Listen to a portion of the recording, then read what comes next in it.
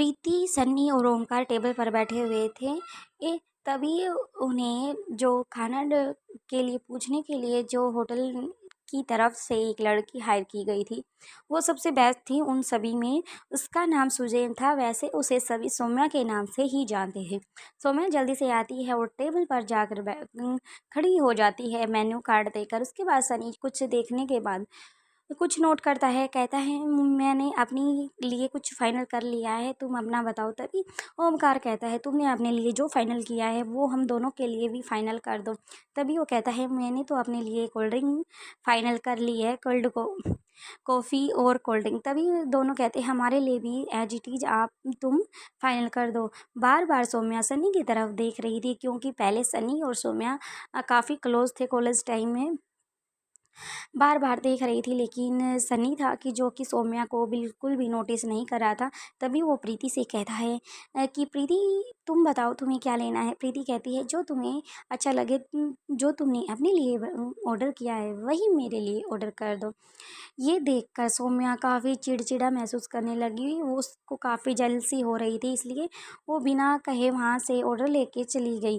प्रीति की निगाहें काफ़ी टाइम से उन दोनों को बारीकी से नोट कर रही थी, लेकिन वो किसी को कुछ कह नहीं रही थी। लेकिन उसका शायद मकसद यही था कि सन्नी अब अकेला था, उसे किसी के साथ की ज़रूरत थी, इसलिए शायद प्रीति यहाँ पर उसको लेके आई थी। और वो काफ़ी नोट करने के बाद चुप थी। सौम्या वहाँ से चली जाती है। दूसरी तरफ राजस्थान के किले में मोटी मोटी दीवारों के बीच अंडरग्राउंड एक कमरा बना हुआ था, जिसमें दमयंती देवी अपने पैरों को खाट पर एक पैर को खाट पर रखकर और एक पैर जमीन की तरफ नीचे लटकाया हुआ था। उसने बिल्कुल राजस्थानी लिबास पहना हुआ था और एक हाथ अपनी ठोड़ी पर रखा हुआ था और वो कुछ सोच रही थी। तभी एक औरत जल्दी से आई। तभी वो आके रमा साहब को देखकर सिर झुकाकर पीछे जाकर खड़ी होगी। तभी माँ साहब को पता लग जाता है कि वो क्या कहना चाहती है। तभी वो उससे कहती है हाँ बताओ तुम क्या कहना चाहती है। वो स्त्री चुप रहती हो, फिर कहती है कि आपके लिए किसी ने कोई कोड भेजा है। तभी दमयंती उस कागज के टुकड़े को उससे ले लेती है और मन ही मन उस जो कोड भाषा थी उसको डिकोड करके पढ़ना स्टार्ट करती है। सारी चीज़ें पढ़ने के बाद वो काफ़ी खुश हो जाती है और हंसने लग जाती है ज़ोर ज़ोर से। हंसी सुनकर जो रुद्रा देवी थी दमयंती देवी की तरफ देखने लगती है, जोर जोर से कहती है सिपाहियों तो। ऐसा रुद्रमा देवी धीमी आवाज में मीठी बड़ी ही शांत से पूछती है। जिसके जिसके जैसे ही दमयंती देवी रुद्रमा देवी के पास आकर कहती है वह जिंदा है। रुद्रमा देवी कहती है कौन जिंदा है। फिर दमयंती उस कागज के टुकड़े को रुद्रमा देवी के हाथ में पकड़ाते हुए कहती है हमारी मोहिनी अप्सरा, हमारे सालों की मेहनत सालों के बाद मौत के बाद भी वो अब तक जिंदा है। हा हा हा, वो जिंदा है। फिर रुद्रमा देवी की आंखों में देखते हुए आगे कहती है मुझे पूरा यकीन है कि उसके पास कोई ना कोई सुराग जरूर होगा। हो दूसरी तरफ होटल हेवन में मज़ेदार बात ये थी कि वर्तमान की वास्तविकता और मौजूद लोगों के बारे से प्रीति के अलावा कोई भी नहीं जानता था कि ओमकार को ये पता कि सनी किसी लड़की को पसंद करता, लेकिन उसको अभी तक ये नहीं पता था वो लड़की और कोई नहीं बल्कि सौम्या थी। इसकी जानकारी उसे नहीं थी। सौम्या का नाम हो या चेहरा दोनों ही पहचान में नहीं आ रहे थे। सौम्या इस बात से अनजान थी कि सनी अपनी पुरानी से पुरानी जो इसकी याददाश्त मेमोरी थी उसको लॉस कर चुका है।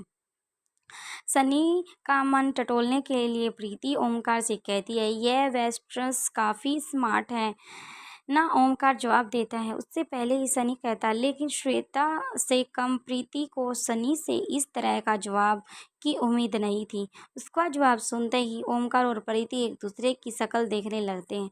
ओमकार सनी के कंधे पर हाथ रखते हुए कहता है भाई वह तेरे टाइप की नहीं है। तभी प्रीति कहती है तुमसे 2 साल बड़ी है, मेरा मतलब हम सभी से 2 साल बड़ी है। सनी कहता है पहली बात तो ये कि प्यार में उम्र नहीं देखी जाती, 2 साल कोई ज़्यादा अंतर नहीं है। मैंने सुना है कि जिन आदमियों की बीवी उनसे 2 साल बड़ी होती है अक्सर वह नामचीन आदमी बनते हैं। सचिन तेंदुलकर की बीवी भी करीब उससे 2 या 2.5 साल बड़ी है। अभिषेक बच्चन की वाइफ मिस्टर ऐश्वर्या राय भी उसे 2-2.5 साल बड़ी है। आज के ज़माने में ऐसा आम बात है। इतना कहकर सनी अपनी बात को ख़त्म करते हुए कहता है कि मुझे ये कोई फ़र्क नहीं पड़ता बड़े और छोटे से। तभी बात सुनकर प्रीति अपने सिर पर हाथ रख कर लेती है और उसके बाद कहती है, हे प्रभु, मैं ज्ञानों होने के बारे में सुना ही नहीं, आज साक्षात दर्शन भी हो गए इन ज्ञानी के। उन्हें स्पर्श कर में धन्य हो गई। प्रीति की इस बात पर ओमकार को हंसी आ जाती है।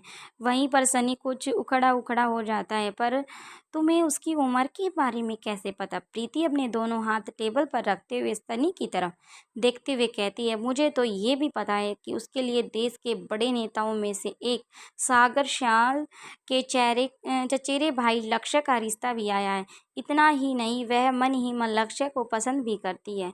सागर श्याल को अपने बेटे की तरह मानता है। सनी के चेहरे पर उदासी आ जाती है। वह देखकर प्रीति ओमकार को इशारा करती है। ओमकार सनी के कंधे पर हाथ रखते हुए कहता है, अच्छा है ना, तुम्हें भी यह बात पता चल गई। पसंद को प्यार बनाने में वक्त लगता है, लेकिन प्यार पहले पसंद ही बनता है। हम अपने भाई के लिए कोई दूसरी लड़की पसंद कर लेंगे। जिस अदा में अपना एक हाथ ऊपर करते हुए ओमकार ने एक बात कही थी, सनी को भी हंसी आ जाती है। सनी को हंसता देखकर प्रीति लंबी गहरी सांस लेती है। वह बिल्कुल भी नहीं चाहती थी कि सनी की जिंदगी में एक बार फिर खुद को दोहराए, चाहे प्रीति ने कभी ये बात जताई नहीं हो, लेकिन मन ही मन उसे सन्नी के साथ बहुत ही सहानुभूति थी। वह दिल से चाहती थी कि इस बार उसे कोई अच्छी लड़की मिल जाए जिसे बेहद प्यार करे। सन्नी की सेहत ठीक हो जाए। ठीक ठीक है, आज मैंने अपनी पसंद के प्यार की खातिर अपनी पसंद की कुर्बानी किया है। आज से सनी मारवा इंतजार करेगा उस लड़की का जो उससे बेपनाह मोहब्बत करेगी। इसके बाद तीनों खिलखिलाकर हंसने लगते हैं। सनी की पीठ की तरफ की टेबल पर बैठी हुई खूबसूरत सी लड़की लगातार अपने पीछे होने वाली बातों को सुन रही थी, बराबर मुस्कुरा भी रही थी। हंसमुख और चुलबुली स्वभाव की मुक्ता अब अपने सिक्योरिटी गार्ड को इशारा करती है। वह कहती है, जी मैडम। मुक्ता बड़ा सर करती हुई कहती है, शाम तक मुझे इस सन्नी की मारवा की सारी डिटेल चाहिए। मुक्ता ने एक बार भी मुड़कर उसे किसी भी चेहरे को नहीं देखा था, केवल उनकी आवाज़ सुनकर ही उसके नामों का अनुमान लगा लिया था। दूसरी तरफ मारवा उसमें आज का दिन रोहित के लिए बड़ा ही व्यस्त दिन था। रोहित पूरी तरह से थका हुआ था। उसका मूड भी कुछ सही नहीं था। अनिका बेडरूम में ही अपने बेड पर बैठकर अपनी गोद में लैपटॉप रखकर उसमें कुछ काम कर रही थी। रोहित के वापस लौटने का इंतजार भी कर रही थी। आज वह उसे आकाश के बारे में काफ़ी इन्फॉर्मेशन देना चाहती थी। जैसे ही रोहित अंदर आता है, वह रूम के बीचों बीच जाकर चुपचाप खड़ा हो जाता है। फिर अनिका के चेहरे की तरफ देखता है। अनिका अपने लैपटॉप को एक ओर रखकर खड़ी हो जाती है। उसके बाद अपनी धीमी कदमों से रोहित के पास पहुंच जाती है। रोहित के चेहरे पर उदासी देखकर वह मुस्कुराते हुए अपना एक हाथ रोहित के बालों में घुमाकर कहती है, इतनी डांसिंग पर्सनैलिटी वाला चेहरा उदास अच्छा नहीं लगता। रोहित झट से अनिका को अपनी बाहों में भर लेता है, उसके ऊपर हल्का सा झुक जाता है, फिर अपनी आंखें बंद कर लेता है। रोहित ने अनिका को इस तरह हक किया था कि अनिका के दोनों हाथ रोहित के सीने से चिपक जाते हैं। दीदी धीमे धीमे और ज़्यादा कसने लगता है, जैसे उसे खुद के ही अंदर समेट लेना चाहता हो। अनिका समझ जाती है कि कुछ तो ऐसी बात है जो रोहित को अंदर ही अंदर परेशान कर रही है। वह भी अपने हाथ रोहित के सीने से हटाकर रोहित की कमर के पीछे की तरफ लेकर जाती है, अपनी बाहों को कस कर लेती है। अपनी आंखें बंद करते हुए इस एहसास को में डूब जाती है। उन्हें काफ़ी टाइम हो जाता है इस एहसास में रहते हुए। कुछ पल रोहित खामोश रहता है, उसके बाद कहना शुरू कर देता है, मुझे हमारे बीच की हवा को जो हवा की मौजूदगी है उससे भी घबराहट होती है। फिर बताओ मैं किसी और को कैसे बर्दाश्त कर सकता हूँ। अनिका को ये समझने में जरा भी देर नहीं लगती, रोहित निपुण मीना की बात कर रहा है। अनिका अपनी आंखें खोलकर रोहित के चेहरे की तरफ देखती है। रोहित ने अभी भी अनिका को अपनी बाहों के में ही भर रखा था। बाहों को रोहित के गले में डालकर रोहित के माथे को चूमती हुई फिर शरारती अंदाज में कहती है, मिस्टर रोहित मारवा, डर लग रहा है? अनिका की बात सुनते ही रोहित अपनी आंखें खोल लेता है और अनिका की आंखों में देखते हुए जो पकड़ ढीली हुई है उसे और मजबूत कर लेता है।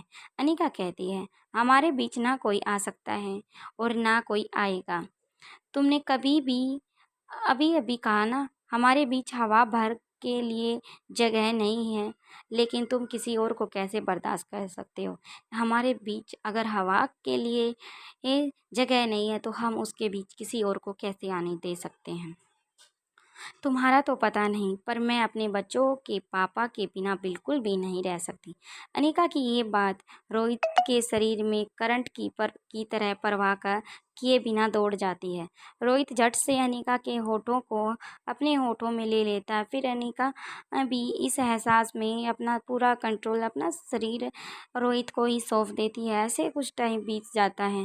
धीरे धीरे अनिका की कमर पीछे घूमने लगती है। इसी पोजीशन में धीरे धीरे पीछे की तरफ खिसकते हुए अनिका दीवार के साथ टिका दी जाती है। रोहित होठ अनिका के होठों के अंदर था, अनिका के होठ रोहित के होठों के अंदर थे। बिखरते हुए देखती है तो कभी कभी उसे रोकने की कोशिश नहीं करती। रोहित अनिका में समा जाने के बाद हमेशा ही खुद को पहले से ज़्यादा ताकतवर महसूस करता है। फिर वह अपनी लड़ाई लड़ने के लिए एक नए सिरे से तैयार हो जाता है। इसकी एकमात्र वजह थी कि अनिका रोहित की मानसिक ताकत के साथ साथ आत्मिक बल भी बन चुकी थी। थोड़ी ही देर बाद उसके रूम के दरवाजे पर आर्यन और अलेक्जेंडर खटखटाते हैं। मोम डैड, बच्चों की आवाज़ सुनते ही अनिका अपना होश संभालती है और जाकर आईने के आगे खड़ी हो जाती है। फिर अपने कपड़ों और बालों को ठीक करके आगे रोहित की भी पीछे हटते ही गहरी सांस लेता है, लंबी लंबी लेकर छोड़ने लगता है और खुद को नॉर्मल और शांत करने के लिए सोफे पर बैठ जाता है। पानी पीने लगता है। अंदर से अनिका व रोहित में से किसी की आवाज़ नहीं आने की वजह से दोनों लौट जाने के बारे में सोच लेते हैं। इस बार रोहित और अनिका को दोबारा आवाज़ सुनाई देती है। अलेक्जेंडर कहता है, मोम डैड, हमें कुछ काम है, याद आया है क्या? हम आपसे बात कर सकते हैं? तभी अनिका दरवाज़ा खोल देती है और दोनों बच्चे लटके हुए चेहरे देखकर अंदर आ जाने के लिए बोलती है। अनिका दरवाजे को पकड़कर वहीं खड़े रहती है और दोनों भाइयों को अंदर की तरफ जाते हुए देखती है। फिर ही मन सोचती है, क्या उदासी हो सकती है। सबका एक तरह से एक जैसा हाल है। दोनों अंदर जाकर चुपचाप रोहित मारवा के पास सोफे पर बैठ जाते हैं। दोनों में से एक भी कुछ नहीं बोल रहा था। दोनों बच्चों की ऐसी हालत देखकर रोहित और अनिका पहले एक दूसरे की तरफ देखते हैं और फिर दोबारा से दोनों बच्चों की तरफ देखने लगते हैं। दोनों भाइयों के चेहरे पर लटके हुए थे, निगाहें फर्श पर थी, फर्श की तरफ देख रहे थे। अपनी आंखों से अनिका को बच्चों की उदासी का कारण पूछने का इशारा करता है। अनिका अपने पलके झुकाकर हाँ में सिर हिलाती है। अनिका एक और बैठ जाती है और पूछती है, तुम दोनों भाइयों को क्या हुआ है? अगर तुम दोनों इतने उदास क्यों हो? तभी अलेक्जेंडर कहता है, हाँ, हम थोड़े परेशान हैं। तभी आर्यन कहता है, उससे भी ज़्यादा हम थके हुए। अनिका हैरानी से कहती है, थके हुए? पर क्यों, ऐसा किस लिए? इतना थक गए हो, तुम्हारे चेहरे बिल्कुल उतर गए हैं। अलेक्जेंडर जवाब देता है, वह पूरा दिन तो खुद चैन से बैठती है और ना ही हमें बैठने देती है। आर्यन आगे कहता है, हमारे पास पहले से ही अपने बहुत सारे काम थे, अब हमें उसके हर काम का में भी साझेदारी करनी पड़ती है। अलेक्जेंडर बात को स्पष्ट करते हुए कहता है, उसकी मदद करना हमारे लिए तकलीफ की बात बन रही है। हमारी छोटी बहन, उसकी मदद करना हमें अच्छा लगता है, लेकिन उसकी कोई सीमा तो हो। आर्यन आगे कहता है, और सीमा इसलिए होनी चाहिए क्योंकि हमारी कैपेसिटी से ज़्यादा वो हमसे काम करा रही है। आगे हमारा दिमाग और शरीर दोनों ही हमारा साथ छोड़ देते हैं। इसके बाद हम हमारे रोज़ के जो काम है, रूटीन के काम, उनको कैसे टाइम देंगे? ये सब दोनों भाई कह रहे थे। अनिका आराम से बैठकर सुन रही थी। उनकी पूरी बात सुनने के बाद अनिका कुछ कहने वाली थी, तभी रोहित कहता है, अनिका को चुप रहने का इशारा करता है। रोहित दोबारा उनसे कहता है कि तुम क्या चाहते हो हमें वो बताओ, और वो क्या तुमसे करा रही है। बाकी का नेक्स्ट एपिसोड में देखते हैं। वीडियो पसंद आए तो प्लीज़ लाइक शेयर सब्सक्राइब करना मत भूलना। Thank you friends.